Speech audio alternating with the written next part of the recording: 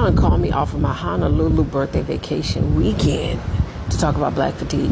Let me tell you what's going on. With this push on black fatigue, we should all be upset with the ratchet people who make black people look bad. Let me tell you how dangerous this is. This is the same narrative that they pushed about the bad illegal immigrants. And you notice they're just scooping up anybody on the street with brown skin. This is the same thing they're doing with black people right now with this narrative. Aren't you sick of the ratchet people too? No, we're not. Leave them alone. No, we're not. Leave them alone. Because the truth is, you guys still call Barack Obama a thug and a gangster because he played basketball while he was president. The same way they cannot distinguish illegal from legal, they're just going to start scooping up people and see what happens. They're pushing this narrative so that you can feel comfortable when they start doing with black people in black communities. This narrative about black fatigue is a setup. Do not jump on this bandwagon. Do not fall for this narrative. Do not fall for this. It's dangerous. It's dangerous. 5-year-old is capable of rifling through somebody's bag and taking things that don't belong to them. Ask any kindergarten teacher. But I realize why so many people are wanting to defend this, because black fatigue is real. So first you thought like that she was a sane person talking about how 5-year-olds are unhinged and do whatever the fuck they want, which is true, mine is 6. But then she goes on to justify that woman calling that 5-year-old autistic child a NER, hard ER. She justifies it by saying black fatigue, like white people are dealing with black fatigue. And what she's calling it is being sick and tired of ghetto people. Let's watch some more. This is quite entertaining. I think society as a whole is there. We are just so unbelievably fed up with the ghetto ratchet behavior, entitlement, the victimhood, that they want to praise this woman. The entitlement of black people. What are they feeling they're entitled to? Because it certainly isn't the same rights that we have. No, they don't feel entitled. They know. What are they entitled to? Respect? Because you've proven in this video that they can't even have respect. Are you Christian? You give off Christian vibes. Now, her account was banned at 40K. We can all like guess what kind of shit she posted, because the TikTok loves the conservatives and gives them less shit than they give me. So ma'am, you really had to put out something shitty to get banned. But what she did is not praiseworthy. But also on the same hand, please remember that every day that us white people get on this app, we get called racial slurs. Every single day. As you fucking deserve, because you are a racist. I have never even thought a comment like this in my fucking brain. Okay, I love rap music. I love the rap community. I love the black community. So I know that I'm different than her, but I just don't understand how you can step out in public, because TikTok is public, and say these things and say the black fatigue and have the audacity to say something like you're tired of ghetto ratchet. How was that fucking 5-year-old ratchet, ma'am? You can't fucking fight for it and then take it back and be like, but he was a kid, so like she was too much. Sorry, not sorry, but those kind of white people just trigger me because I don't understand the logic at all, and I never will. Ma'am, you made my entire day so much better. I was having a real shitty day, and this comment was just top notch. I am so experiencing white fatigue. I am so sick and tired of almost all of them, except for like a few. Like, I didn't know there was going to be so many people in my life that were like this woman. Not this commenter, the original video that's talking about black fatigue. I just, thank you. She'll be watching her back for the rest of her life. Yeah, because that's not thuggery, hidrattery, animalistic. This is why people have black fatigue. When you act... Like what, April? Like what? Exactly. I'm sorry. You're tired? You're tired. You know, I thought, listening to you, a fellow educator, I'd hear something that would give me insight as to why people think the way that they do, why the other side is the way that they are, why, there's this, animosity between the two sides. So I'd get a little bit more because I like to see both sides of the equation. No, what I got when I decided to go read your page and see the comments was literally what I could have gone over to Twitter and seen any white supremacist page talk about. So for every one of those comments that person made, I probably get an equal amount of comments that say, oh, you're just, you're playing victim, you're doing this, when I'm just speaking about my experiences. No thanks to your hero. On a semi-regular basis on this app, I have people questioning my PhD, as if they could lace up my Jordan sandals that don't even have laces. And all of them fit a description that looks like you. Which is really funny to me because nobody said anything about DEI until one day we started getting tons of degrees. You're tired. Oh, you can't be as tired as we are of hearing you guys go and complain and say, oh, well, we don't get this. White people don't get this. White people don't get that. You ever read a history book? Oh, that's right. They're trying to go and rewrite those because of inadequacies. Well, we're tired of your behavior and you guys going and getting into fights on cruise ships. Well, we're kind of tired of some of you using schools as target practice, but hey, we can't all get what we want, right?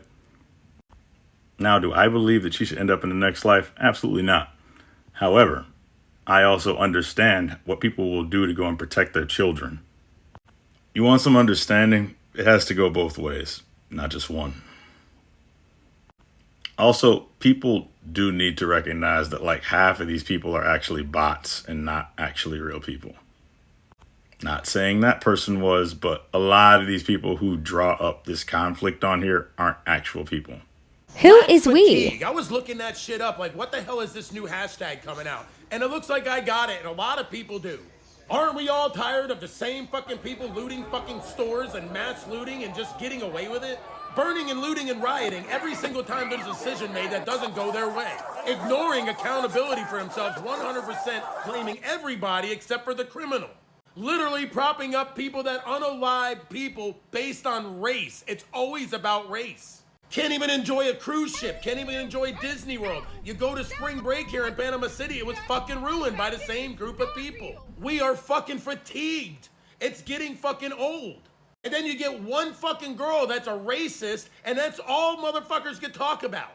What about the fucking people that are fucking doing all the crimes? You're propping them up. It's not about the crime, it's about the race, and we're all fucking tired of it. We're fucking fatigued. This shit needs to be talked about, because if we don't talk about it, it's never gonna stop. It's only gonna... This is it. This is the one. I was sitting there, one video popped up, then another, then over the course of like 45 minutes, it was like more than half my For You page. Yes, person who's never interacted with this trope before, of course you're upset about this now, because you've never experienced this, and all of a sudden, it's your entire world. Welcome to what is very likely an actual psyop. Over all of the other stuff you guys were conspiracy theorizing about, this one is probably the one. We're going to see this pop up on Fox and Friends in like 2 days, max. And they're going to bring out their token black correspondent, or one of those like politicians or podcasters or whatever, and they're going to thoroughly cement this image in everybody's mind. This is made so that every single video you've ever seen of a black person having a reasonable reaction to an injustice look like them being hysterical. That's the entire point. This is going to influence trials that are coming up and trials that we'll see in the future. They're bringing this sentiment into the homes and minds of people who have never experienced the black community. So really the thing I have to say is, yeah, black creators, I don't give a fuck about my skin color. If you perpetuate this shit, do not be surprised if one of these like non-habeas corpus situations shows up at your door and you go to trial over it, that this black fatigue thing is going to come up as a justification to invalidate your entire defense. This is going to get the black community torn apart, and it's going to get them screwing themselves over. Okay? Let's not pretend like all the other demographics, all the other cultures don't have their problematic tropes. Okay? Black people have always gotten special attention. We've heard the internal names, the AAVE names for these tropes, so everybody's familiar with them. We dismiss all the white people as Karens or senile, right? But the black people, all of a sudden, we can categorize them. We're experts on that. This categorization is going to be justified as expertise in dealing with these tropes. It is going to put undue attention on them, successfully distracting the rest of the world from all the other kinds of people that might upset you. People jumping on the trend economy, you are fucking over your peers. Okay? I don't care how conservative you are fucking over yourself. It's coming. Because guess what? When you come on here, right, and you're like, oh, I'm tired, I got black fatigue of the other kinds of black people, you are perpetuating through white people that you are one of them. They're not going to differentiate you in public. They'll do it on the app, but they won't do it to you in public. You're not going to get the grace you're looking for. You're not going to be one of them. That's not how these people think. So this post and probably a handful of responses is the only time I'm going to bring this shit up because it needs to be co-opted. I'm going to use all the problematic hashtags, see if I can get the attention or whatever, okay? Because people need to fucking hear this. They need to be upset by it, and they need to not buy into it. They need to not jump on the trend economy, all right? So, yeah, sorry if I'm out of place criticizing certain people, but, I've seen this episode before, okay? It doesn't turn out well. There's a couple issues here, man. First, the whole black fatigue thing. Part of the harm is that, I didn't know that was a coined term already to describe the fatigue of living under racism, right? They've already co-opted this term, okay? And right-wing co-opting of terms is dangerous in general because it muddles the political landscape. Basically, now if you look up the term, you won't see the book, you won't see the coined term, you won't see the struggle. You're going to see the criticism of the black community pop up. And that's going to include people within the black community that haven't actually seen this term yet. Next, this is going to exacerbate internal stereotyping, all right? A community that's already been stereotyped, all right, does not need internal stereotyping to further tear themselves apart, which is what is going to happen. This is kind of like alt-right pipeline stuff, where even acknowledging the validity of a sentiment is like tacit approval for somebody to start leaning authoritarian or conservative. This is effectively going to influence the apolitical members of the black community towards conservatism and towards sympathy for right-wing policy. And then, like I said, the popularity of this idea already is going to be a problem when it comes to interpreting videos of injustice done against black people. And ultimately that will expand to minorities of other sorts as well. We already see this situation where we see a valid reaction out of a minority, and immediately there's a polarizing view of what should be a very clear and objective set of imagery. Watch a video of somebody's behavior, and because they're black, automatically assume they're the derogatory concepts like YN or ratchet. This will have further implications when we see people go to trial over things. And the danger here is that it's already tough for marginalized communities to have a jury of their peers. Now, if the jury of their peers does show up and is the type stereotyping against them, which inevitably happens when someone tries to be one of the good ones, right? It's going to further marginalize the black community. And a lot of these people aren't going to realize that they're doing it to themselves. And if they get in trouble themselves, they're going to suffer the same stereotyping that everybody else is doing against them. Overall, I think this is going to be very effective. And I just wanted to make my statement against, people who might be influenced to start agreeing with it. So a psyop is simply an objective to change people's mindsets around something or influence immediate behavior or change their perception, okay? Propaganda is one of the tools of them, but it's not exclusive to that. What solidifies this as a psyop, what distinguishes this, is everybody involved that is not black understands the assignment. They are not organically just posting their disagreement with certain black tropes, if you will. They are posting these things with the implicit understanding that it is generating resentment against black people across all of U.S. population. They know this. They are deliberately creating an environment where you don't distinguish between the, problematic cultures or subcultures within the black community and the greater black community. They are also creating this situation where you do distinguish the problematic people within the black community from the problematic people in the white community. Yes, psyops can develop organically, though very often they are coordinated and organized. 4chan has been a source for psyops against the black community for years now, since the beginning of Paul, really. And like, it's really easy for propagandists to jump on this and even turn organic movements into psyops by nudging things in various directions, adding content or influencing people to say certain things. The apparent decentralized nature of this entire phenomenon going on right now does not invalidate the overall effort, which is effectively a psyop. But again, the apparent decentralized nature of this does not invalidate that there is a common objective here, and you're going to see it more plainly when all these right-wing and conservative creators start showing up, when we start seeing the pundits talk about this real time. Organic or not, it will become their mission to push this the same way they pushed woke and DEI as terrible things instead of things that generate equity. Again, the objective is clear. Look to the comments too, because people post things to broaden the scope of what you're supposed to criticize and see as negative. Everyone is understanding the assignment. It's a psyop. You're learning so many important things, and I'm so proud of you. This is it. This is the one. I was sitting there. One video popped up, then another, then over. Ooh, this one's gonna be bad. So I'm stitching this video partially to help with visibility, but partially because this is definitely a thing. And this is gonna sting. I don't like this at all. Let's see if I can just get through these thoughts without any cuts, because I got shit to do.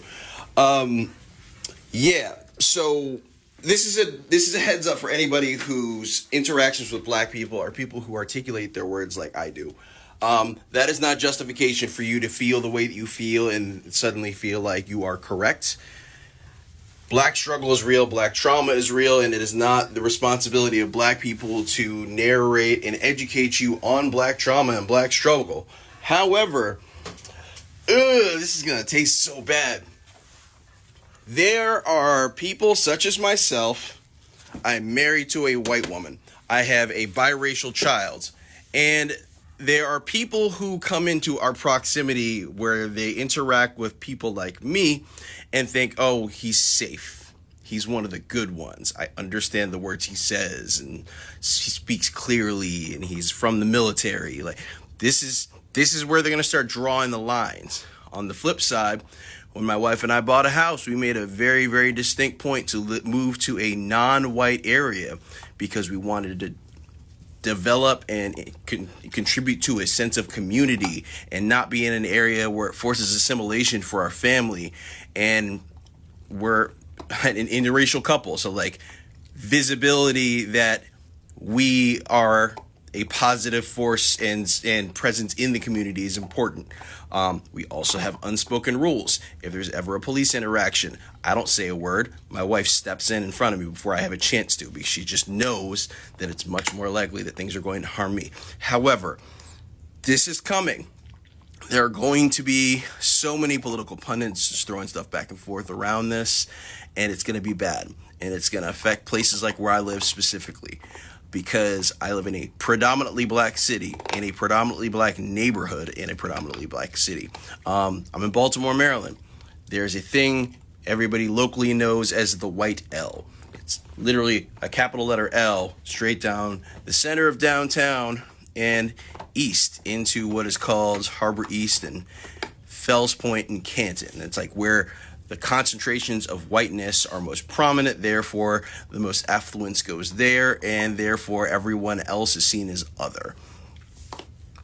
I live in one of those places that is historically a black underrepresented area that is financially downtrodden.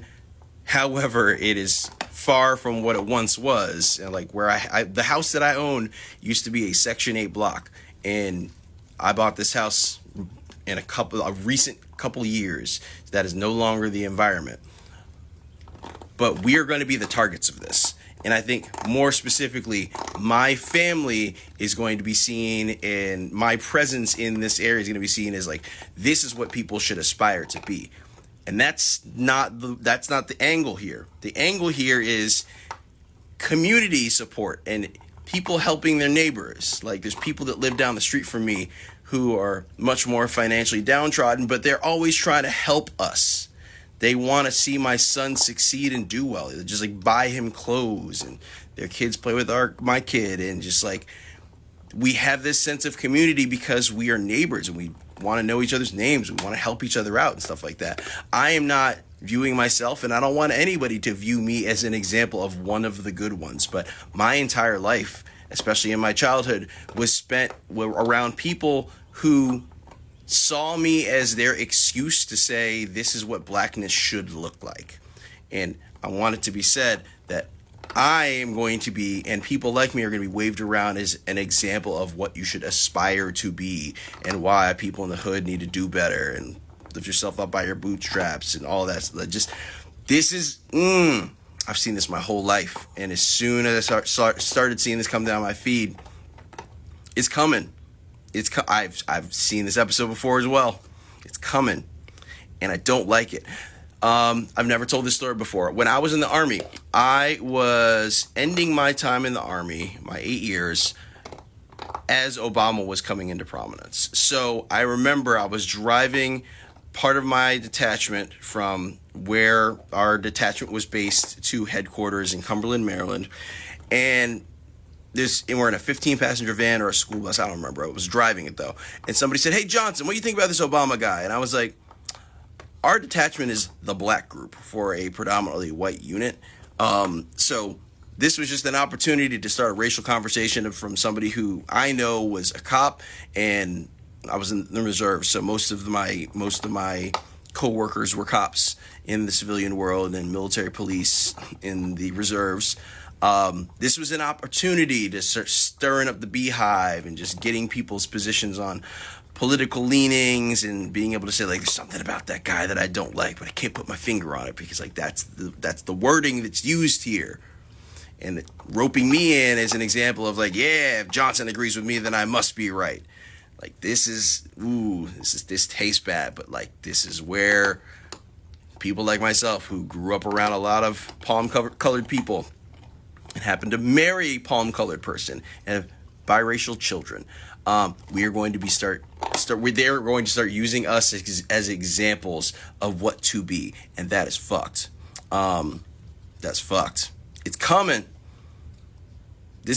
I'm putting this here as a time capsule. I want to capture this moment. This is fucked. I'm going to fight against this tooth and nail as much as I can, but it also puts me in harm's way, because the more you talk about things, the more visibility you gain. Unfortunately, that means the more you are targeted in the environment that we exist in right now. This is not going to be good at all. This is going to hurt a lot of people. This tastes bad. I'm just going to leave it right there.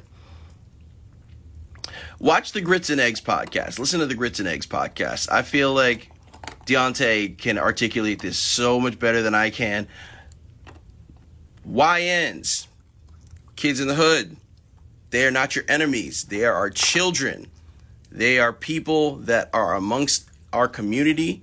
They are people who are looked down upon by society, which is why they band together and say, like, no, we can protect ourselves. Like, that is the onus behind how the Black Panther Party was initially founded, and everything that happened after that was a psyop as well. And that's been proven. Like, these are the kinds of things that cause people to splinter off into subgroups and become angry, and that anger can be used as a weapon. And that's exactly what's happening here. This is going to be real bad. Don't believe anybody you see on the news talking about if black people are the problem and blah, blah, blah, blah, and if they just pick themselves up by their bootstraps. It is a psyop. This shit is going to be bad. The conversations that we've created in this space alone have changed the minds of thousands of people. We single-handedly turned the YN narrative upside down. We single-handedly did that by imploring empathy, by looking at those young men and seeing ourselves. I don't want to hear YN. Don't say that shit around me. Take it out of your vocabulary. Because just like woke and DEI, it's another way to call you a nigga. You could be 17 years old, valedictorian, with all the ropes, all the decorations. It's valedictorian of the school. Oh, the YN's in education now. That's how you sound. Like, that's what y'all would say. And you allow these people trick you and make fun of you, and then you adopt it and try to hee and ha ha. Everything ain't goddamn funny. Everything ain't funny, nigga. I don't find that shit funny. As soon as you see a black man and he young, you can tell he a young teenager or young 20s, you want to call him a YN. Stop that shit, man. Stop that shit. Don't let them trick you into villainizing yourself. Because what do you think they think when they hear YN? In their mind, they got a villainous teenager out of Chicago or Philadelphia with a ski mask on, ready to kill each other. That's what they think when they hear YN. Stop saying that shit. You can say nigga. Them, like everybody else, always trying to find a loophole into our fucking community, into our culture. They got all this shit to say about niggas, but always trying to find a backdoor into our culture. It's always our culture up for the taking. You don't never hear about black people trying to appropriate nobody else's fucking culture. The culture we have appropriated is violence, backdooring, two-facedness, jealousy, envy. That's the only thing we're appropriating. Let go of that shit, man. We can do this shit ourselves. Because there's a lot of industries that we keep afloat with our labor. There's a lot of industries that we keep afloat with our consumption. Us consuming their narratives about us keeps the prison industry afloat. You got young men out here right now knowing that they're going to go to prison, haven't even thought about college. It's all systemic. And if we keep feeding into the narrative of pointing and wagging our fucking fingers at each other, it's not going to change. Implore empathy, implore love towards one another. That's how you change things. You want to know what's on these young men's minds? Go ask them and allow them to speak. Stop wagging your fucking finger at it, because the thing is, they take a risk with their lives every day. You don't understand that type of risk, and they don't want to be talked down to. And the reason they're taking that risk is because they probably don't feel any love. And the young nigga narrative, the YN narrative, make them feel even more ostracized from the community, because now it's their elders, the people that are supposed to love them, turning their back. Trauma come from shit like that. Black people, you're lucky we don't have the same mentality of you. Okay, couple questions. First and foremost, who is we? Because I looked at your page and you're white passing. Putting down other people who aren't white aren't going to make the white people that you want to support you support you. You're lucky we don't have the same mentality of you. Otherwise, y'all'd be gone. What do you mean gone? And what is the mentality? Who did black people disappear that you're equating this to? Black privilege is getting worse by the year. And by worse, I mean they're getting more bold with their schemes and their actions. One specific thing that people who make videos like this do is they make something so vague that you can't put a descriptor on it. Black people are scheming and they're getting bold. What does that mean? And since this guy's a white savior for some reason, do we not know about all the white schemes and the white boldness? The head white right now is not listening to the checks and balances system that was put in place, but I don't hear you about that boldness or scheme. I can tell by your face that you're paid to work with your hands instead of your brain. Does that make sense to you? Shouts out to the CIA for the black fatigue thing they put on the internet. CIA is doing a hell of a job. DI didn't work because white women benefit from that. This black fatigue is not gonna work because as a truck driver, I got white fatigue. I go all over this country and I see nothing but white people. And then I get on the internet and white people complaining like somebody taking their land that they stole from. None of that's happening. That's why I'm suffering from white fatigue. I'm tired of it.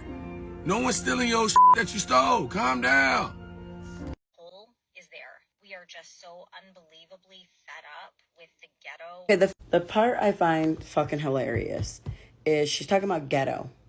First off, ghetto comes in all different types of races. I see ghetto white people, ghetto Mexicans, I see ghetto everybody, but I'm going to specifically talk to you white people. I see ghetto white people every day on this app. Ghetto, dirty, nasty, don't clean up their house. The woman that had diapers all over her house, that was a white woman. Ghetto, nasty. I see white trash every day. Mind you, I live in a prominently white area in America, okay? I see ghetto-ass white people all the time. I see drug-addicted white people. I see white people with no shoes on. I see white people I be downtown. I see white people stepping in dog shit like they don't got no care in the world. I got white people with their pet bulls letting them shit all on the sidewalks downtown where I live, and it's a prominently white. So I see a lot of ghetto, disgusting, dirty, drug addicted white people. I do. Needles outside of my downtown building. It's mostly a prominently white in my state. So what we're not going to do is make black people go back to that stereotype and making black people the face of ghetto. Ghetto don't got no race in my book. If you ghetto, you white trash, you loud, you nasty, you have no manners. That does not come in race. And if you are so tired of black people, imagine how some black people could say about white people. Like, I'm tired of white people. They nosy. They always all up in our business, always all up in our face, always judging us, preconceived judging us, always assuming that we're going to be angry and upset if you're a black woman, even if you're coming at them with kindness and respect. I think this is exhausting. I hear the narrative, but to start out with ghetto and nasty, maybe we're just all tired of bullshit in general. I would appreciate a real honest, because I'm tired of the racism, the race baiting from the white community, the supporting racists, just the inequalities of it all. But majority in real life, I get along with white folks. For the majority, I really do. I think this is a lot of internet bullshit. Black fatigue is internet bullshit. Because how many black people you really are dealing with in your everyday life? And black people, how many white people are you dealing with in your everyday life? And you're having bad experiences every time.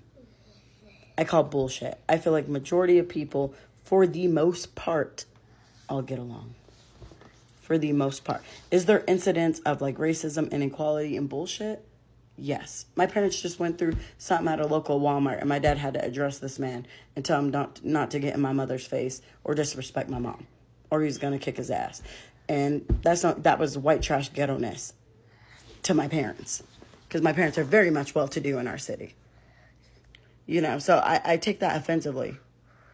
I really do. Because I think ghetto comes in every race. If we're going to talk about being ghetto. And if anything, you guys should be mad at the media, because the media is pushing the music. The average black person is not in control of what music gets played, what gets played on the TV screen or anything. And if anything, you should feel bad for the black community, because they're pushing it down our children's throats before yours. If that ain't systemic racism, I don't know what is. When like a literal system is still trying to ruin black people and black Americans to this day, just like they put crack cocaine in our communities. Read your book. Read a book. Educate yourself. Then you'll probably understand why the black community is in shambles like it is today. And that every time black people try to pick themselves up and figure it out, somebody comes and fucks it up for us. So let's stop playing those games. And black people still continue to be successful, still continue to hold each other accountable. But I feel like for the most part, in everyday life, black people do. We do. Just because they ain't televised. Okay, Karen, you don't have black fatigue. What you've got is the privilege of never having to truly reckon with the consequences of a system that was built for you. A system that continues to uphold your comfort while actively suppressing black lives, black joy, and black humanity. And the fact that you're even calling it fatigue shows how far removed from reality that you are. Because black people have been exhausted from the moment that they were brought to this country, yet somehow it's your fatigue that's trending. So instead of complaining about how tired you are, maybe take a hard look at the systems in place that have been designed to make sure that you, as a white woman, never get tired of being comfortable. And once you start to answer the question, how does me being white affect this situation, you'll see the real issue isn't fatigue. It's your refusal to face the truth about the world you've benefited from. So educate yourself before you keep pretending you're the one who's tired. So you're going to stop listening to black people because you have black fatigue. Tell me, what black people were you listening to? Was it like a lot of them, or like specific ones? Because when I think of listening, I think of incorporating what you heard into how you move and behave in the world. You're changing your life to incorporate other people's lived realities, and how you behave affects them. So what black people were you listening to? And what exactly was the event that caused it? What was the straw that broke the camel's back? Was it when some lady said the N-word in public to a child and got rich off of it, and people came after that lady and you felt bad for that? Or was it when the cop killed a child, someone's child, and something happened?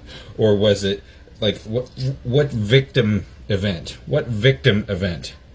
made you have black fatigue? They've already found a replacement for DEI. I mentioned this a few months ago, but the conversation of DEI is going to come to a close. That is not going to work anymore. Now the new talking point, the new buzzword, the new buzz phrase is black fatigue. Oh yes, black fatigue. That's what they're going to do. They're going to try and soften this blow of we don't want to be around black people. You see, the trad wife lady, Shiloh Hendricks, these are people who test the waters. These type of people, these figures are brought to the forefront, all right? They are brought front and center in order to get us upset, get us talking, and create a bit of controversy. It's also the nationalists, the extremists, whoever you want to put in that movement. It's also they can come around and start the conversation of us being a problem. And they never start out by overtly saying we are sick of black people. They never start out by overtly saying we are sick of black people. What they do is they start with these soft buzz words. Black fatigue. Aren't you just tired of feeling like black people are blaming white people for all of their problems? Aren't you just tired of feeling like everything in here is catered to black people just to make them feel better about everything? This is the rebrand, okay? This is the new way that they're going to push the same type of messages that they pushed when they were talking about DEI being a problem, when they were talking about wokeism being a problem. But I think it's time for us to get ahead of these. It's time for us to call them out in the beginning so that they never gain the momentum that they've gained in the past. So get ready. Your FYPs are going to fill up with all of these people talking about black fatigue. And we know that is for a reason. So you're tired of our actions. You're tired of us talking about it. You're tired of the black victimhood. You are so fatigued by the black community, but you won't leave us alone. That's my big question to all of the people who are on this app talking about they have black fatigue. If you are so worn out, why don't you leave us alone? You guys spend a lot of time telling us to stay out of your areas, stay out of your communities. You know, you tell us if we don't like what's going on in this country, maybe we should go somewhere else. And when we decide to leave it to you, when we decide to step back and just go about our business with our own communities, you still insert yourselves into every aspect of our life. You come to us saying that you are upset about whatever you're upset about. Prime example, what about those neo-Yazis? Those neo-Yazis that showed up in Ohio, specifically to go and provoke a black community. Were any of those people trolling in their neighborhoods? Were any of those people running around in their neighborhoods looking for a problem? If you don't want to get that serious, let's just keep it in the media. Keep it in entertainment. Whenever we create a movie that's meant for us, whenever we have an event that is meant for us, you guys are always the first one to complain. You could easily just not watch. You could easily just not paying attention, but you choose to insert yourself into it. Then you come back around and start talking about feeling black fatigue. The thing about black fatigue is that there are a good number of white Americans, all right, a good number of them who feel like they need to be honored or respected or given reverence by the black community for just being close to them. It is our privilege that they want to be in our presence, and they want us to act accordingly. That's actually been the rhetoric, especially in the mainstream media, for many, many years. Think about all the movies, all of the TV shows, all of the depictions of the black community or black people being less than, downtrodden in a bad way, only for some YT American to take pity on them and give them a chance to have a better life. But there was never any conversation or any dialogue about whether or not that black person asked for the help to begin with. And so because we don't give you inherent inherent praise that you didn't deserve, praise that we did not need to give you because you showed up into our space and started making up rules that we had to follow, just because we don't want to treat you like a hero or some savior riding in on a white horse to protect our communities, because we know that all you're really doing is using that as a way to control us in this country. You are the one who is getting fatigued. Now all of a sudden you don't want to talk about nothing. Now all of a sudden you don't want to deal with nothing because you are the one who had stipulations on your help.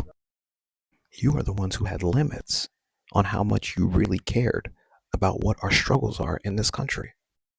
And just because you've reached those limits, it is time for us to shut all this down and stop letting people know about the things that we struggle with to this day.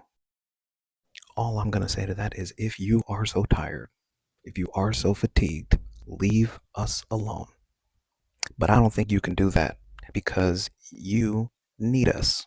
You need us more than you're willing to admit to yourself. But we know, we've always known, you need us more than we need you. Ugh, black fatigue. We're gonna stop listening to black people. Said someone who lives in Davenport, Iowa, and knows 1.5 black people. You don't live by black people or interact with black. You get all your information off TV shows and what Fox News. Who cares? Good riddance. God, racism is so cowardly. Like, what happened? People used to say it with their chest. Now they're all skittish and all these code words. Like, we don't know what that means. 2 questions, a DEI, and how do you feel about Lamar Jackson? I know exactly what you are, but we have to, for some reason, keep this charade. Like, oh, okay, let's have discourse. It's good riddance. What good could you possibly be to me? Up just now to see that the word black fatigue is trending amongst a lot of different people. And before I made this video, I scrolled on it and I said, let me see what people are talking about. Because black fatigue is real. I think society as a whole is there. We are just so unbelievably fed up with the ghetto ratchet behavior, entitlement, the victimhood, hoodrattery, animalistic. This is why people have black fatigue. I'm sick and tired of opening up TikTok and seeing brawls on cruise ships, brawls in the airport, like literally the most ghetto behavior. We're tired. A white woman was talking about Shiloh Hendrix, the lady that called the 5-year-old the N-word, and she said, that shouldn't have happened, but people have black fatigue. People are tired of ghetto-ness, loudness. People are just tired of black people. So we all have fatigue. And it got me thinking, I've heard the phrase black fatigue before, and I know in my heart of hearts that that relates to the fatigue that black people experience existing in this country and around the world, dealing with racism and prejudices that have been put on us due to the history of violence, Jim Crow, segregation. So how are white people appropriating black fatigue? They replaced DEI with black fatigue. And you guys are using that because you're tired of being held accountable for things that you should be held accountable for in this country, and you want to be openly racist to us. This entire discourse is rooted in racism. You want to be able to say you're tired of black people for having a voice. You're tired of us for existing in spaces we exist in. You're tired of us for not all being poor. You're tired of the fact that some of us are doing better than you, but when we live in a country that is based on racism and systematic racism that still exists today, you can't be mad that we're calling you out for it. What the fuck are we talking about? America is a country that suffers from delusion, lack of education, and basically exists in a consistent state of dementia, because the cognitive dissonance that many white people have that exist in this country it alarms me. the fact that this country was founded and predicated on owning bodies and killing off natives. That is the foundation story of this country. Yes, we became one of the most successful countries in the world, but that is the heart and soul of this country. It is rooted in racism. The Declaration of Independence was rooted in racism. The Constitution was written with racism. So the fact that you think you can exist, and we're only out of segregation for how many years now? Not even a generation, not even 2 generations out of segregation. The fact that you think you can exist without racism internally inside of you is crazy. It's crazy. We're all racist. Everybody that exists out of a racist system is racist, especially if you are the one that benefited from said racism. You have to do a lot of unlearning, unpacking, and re-educating yourself onto what racism means, because you guys hear the word racism, you're like, I'm not racist, I have black friends. It doesn't mean you're going out with crosses on fire. There are levels to the internalized racism, the internalized biases versus violent, aggressive racism. But racism is the foundation of America. So the fact that you don't want to hear about it is not my problem. The funniest thing about white people in this country is that the lack of education that they have on their own history and how they've been all sold a lie and socialized to believe that they're here and we're violent and they're not is fucking crazy. You ever seen a redneck? You ever been to a trailer park? You ever seen a meth addict in New Mexico? That all of the people on welfare in this country are white. 96% of them are white. But meanwhile, black people are poor, uneducated, animalistic, violent. All the list goes on. Your ancestors literally killed off millions of people who are on this land, stole it, raped, robbed, killed them, stole us, raped, robbed, killed us, procreated with us, and made us procreate with each other and our families. Yeah, the list goes on. The only people who are sick with animalistic practices are you and your ancestors. Upon further review, after seeing 5 or 6 black people make this black fatigue video, it got me thinking into the respectability politics of this type of video they're making, because not only are they generalizing the actions of all black people and lumping us into one group, you are policing the actions of people per the standardized or acceptable behavior that white people are saying that we should have. Interesting. What you're doing by making these videos is you're allowing white people to not take accountability and not hold themselves to a standard that they can just be racist and prejudiced towards us and say that their behaviors are acceptable and their way of life and living is acceptable in this country, but ours isn't. It's really befuddling me that you as a black person can go online with your chest and say you have black fatigue because everybody's ghetto, or you have black fatigue because everybody's loud. That's not the fucking case. And even if you are, quote unquote, this highly educated, highly classy black person, you're still loud. You still have an auntie who looks like the person you're talking about. You still have cousins who are the people you're talking about. So why make this video? I will never understand black people that pander to white people. I will never. There's nothing in my being that would ever allow me to have an internal conversation externally on this app. So white people feel comfortable saying how they feel about us in the open and make it a whole thing. Imagine you are allowing white person to say they have black fatigue. They're tired of black people being victims. They're tired of black people saying racism. They're tired of black people existing. Every day on this app is something new. Y'all gotta do better. Do better.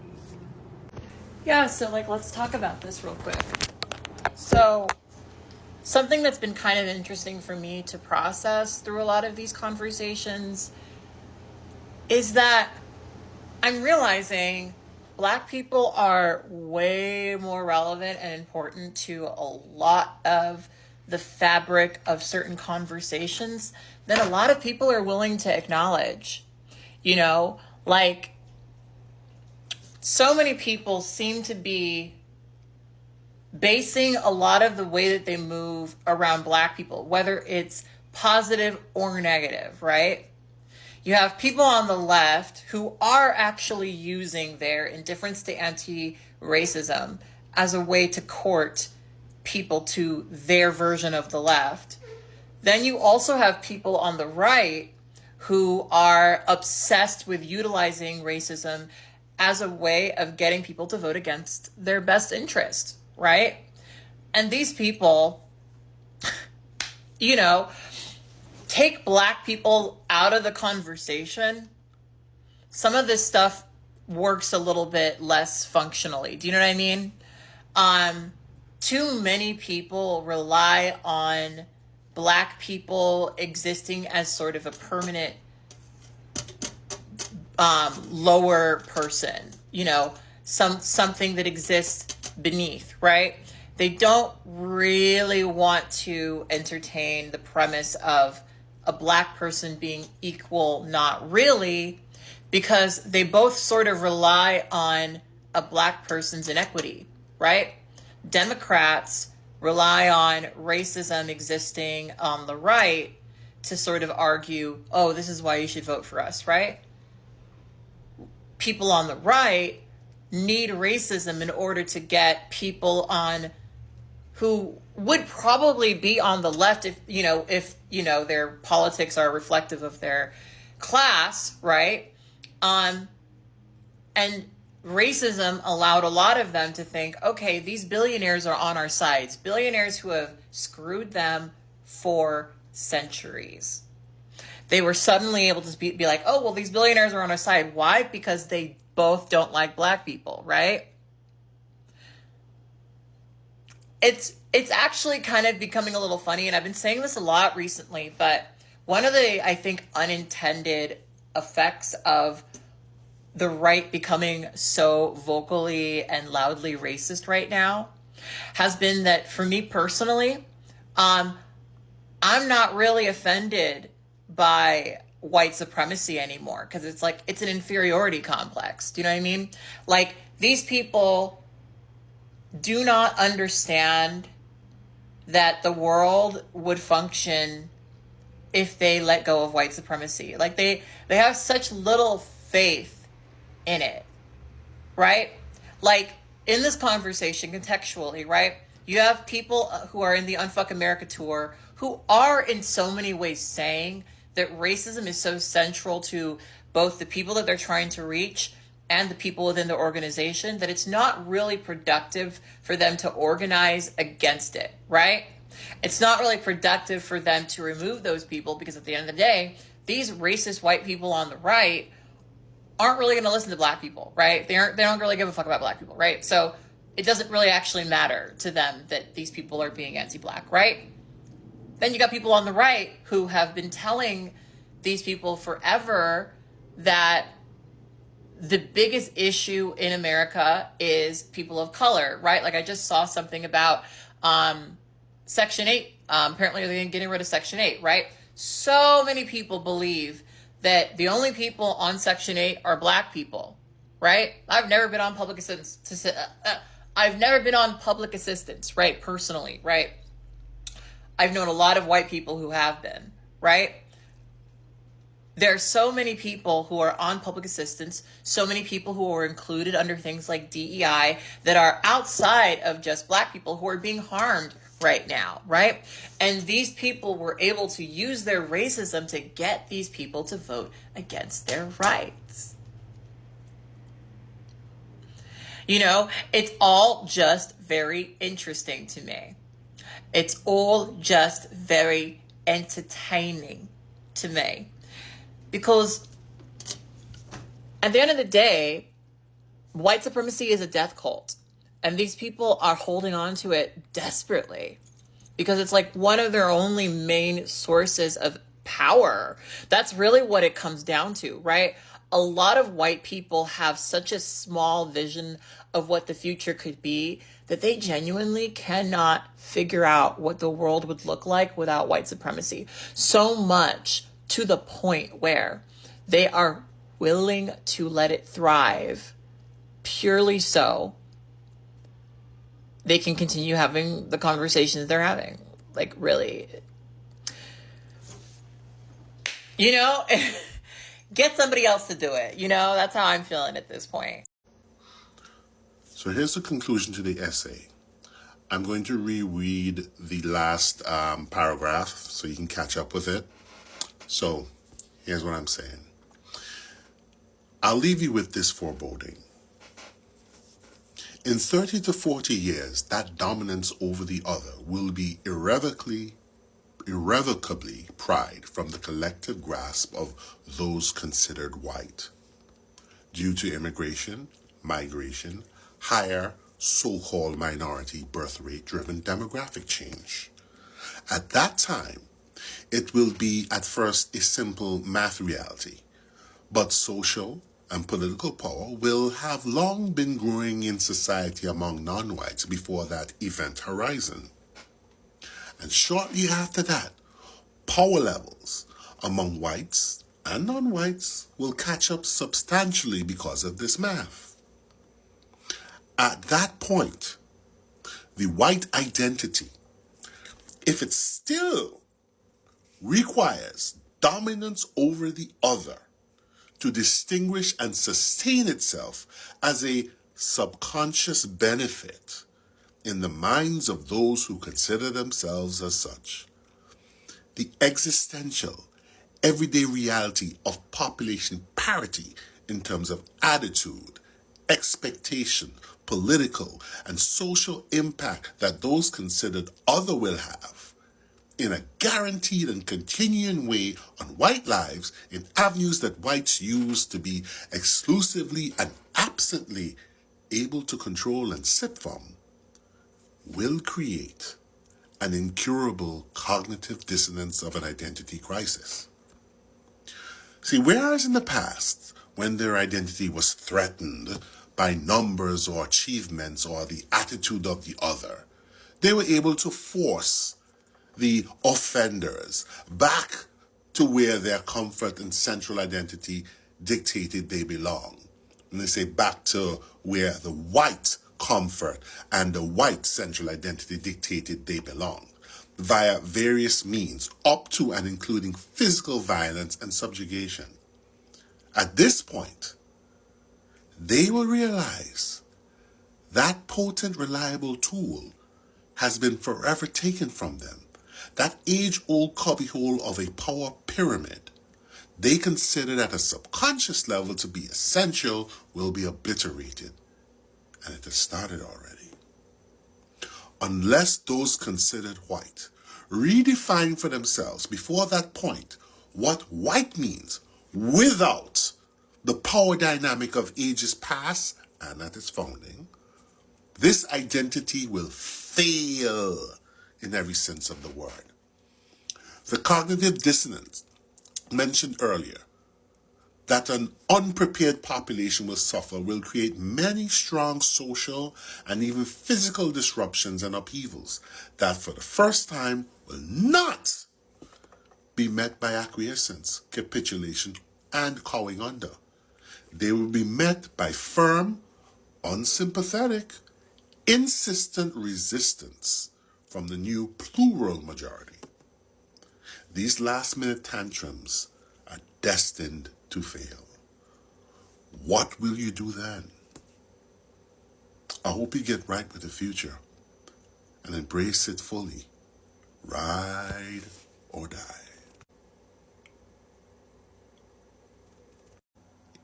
Yeah, here's the essay. It's on the page here. You can check it out when you get a chance. I shared the link under the part 1 of this video. This is the conclusion. Now, there's one part in the last part of this thing, and I wrote this thing back in 2019. And it seems very relevant right now, in light of the whole the revolution will remain bloodless kind of comment, and this other man threatening civil war if Trump doesn't win. And again, this whole thing, I've been saying this again, Trump's cachet, Trump's stickability, the reason he won in 2016 was all due to white grievance. And white grievance is grounded in the perception that people of color, especially black people, are not playing their role of subservient, foundational boulders to the white identity, so to speak, that those who considered white have been forcing them to play or to be for centuries. And when I say that They will be met by firm, unsympathetic, insistent resistance from the new plural majority. That is not a joke. I think that's a promise. A lot of content creators on here and across social media platforms have frankly promised if they try that shit, literally, they will rule the day. You know? I'm reading this essay now because I think it's valid, but I wrote this, holy shit, 5 years ago now. This is 2024, it is written in 2019. And damn if it's not relevant right now. Have a good night. Check my essay out.